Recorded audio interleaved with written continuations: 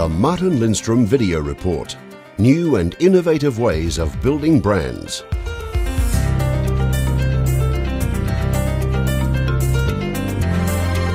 I'm in San Francisco, and where there normally would be packed with people right now, there's almost no one here. The retail stores around me are almost totally empty.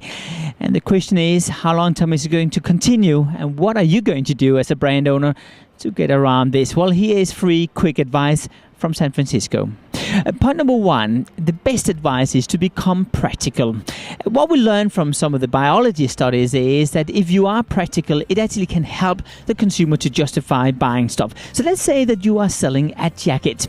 Now, instead of just selling it with one color, make it practical by being able to turn it inside out. So it's just yellow outside and black inside. And that means you can use it both for your morning and your evening dress. That way you have 2 in 1.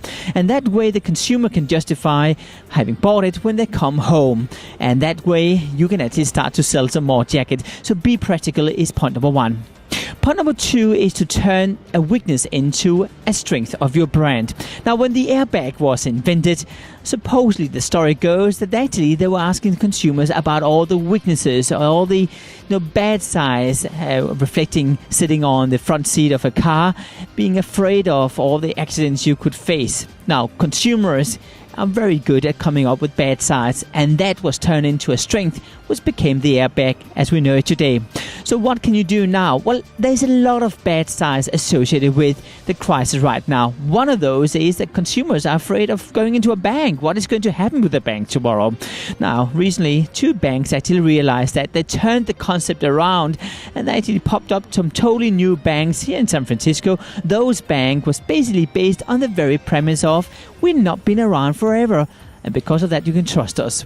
Now, another company recently did something very interesting too. That was Hyundai, the Korean car maker, was decided to say, hey, why do people not buy our cars anymore? And the reason why is not because they don't have the money, it's because they're afraid of using money in case they're losing their job. What did they do? They came up with the Hyundai insurance, and that basically is guaranteeing that if you buy the car and happen to lose your income because you're fired, well, guess what? You can return the car and get all your money back.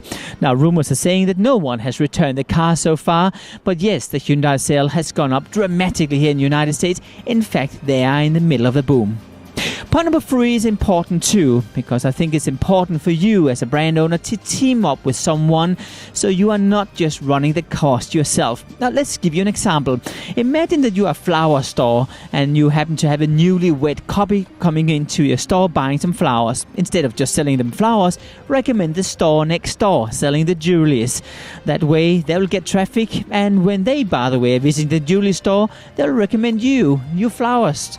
And so in that way you actually are doubling your marketing budget, and you're doing it at half price because you're reaching a double audience. And I think this is a trick which are working very well. Recently, Campbell's teamed up with Kraft, selling soups and dressing for the sandwiches, and that's exactly what brands have to do now, to figure out what other companies, what other brands they can team up with, which are complementary, which are supporting the premises, which are supporting the proposition, but at the same time, which are making sure your message is spread to the double audience. I'll jump on another plane again as usual, but see you next week where I'm going to explore new and innovative ways of building brands. The Martin Lindstrom Video Report. New and innovative ways of building brands.